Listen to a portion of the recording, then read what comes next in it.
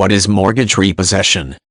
A mortgage repossession is a situation in which a lender declares a mortgage to be in default and assumes ownership of the home used as the collateral for that loan.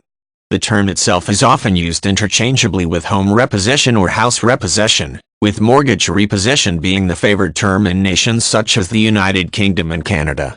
Typically, this type of repossession action also involves the formal eviction of the homeowner of the property, with that order to vacate issued by a local court and carried out by local law enforcement. There are two common reasons why a mortgage repossession may occur. One has to do with the failure of the homeowner to make timely payments on the mortgage, either due to negligence or an inability to pay as the result of a loss of income. When attempts to work with the debtor fail, the lender will normally begin legal proceedings to begin a foreclosure and repossession process.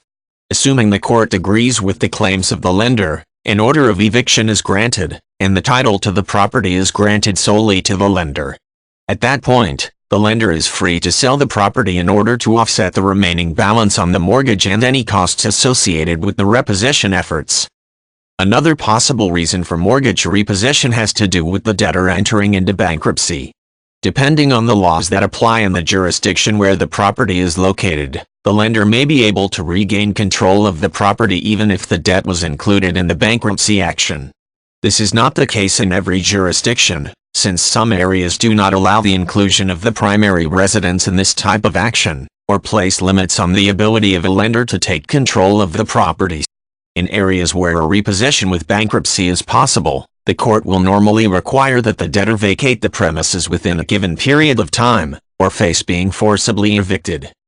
In some cases, a debtor may choose to voluntarily initiate a mortgage repossession. This is sometimes done in an effort to avoid incurring any additional late fees or penalties, or in an attempt to prevent the repossession from damaging the debtor's credit rating. While this approach may limit the accumulation of penalties and fees, the lender is still free to submit negative information to credit bureaus, which in turn will have an adverse effect on the debtor's credit standing.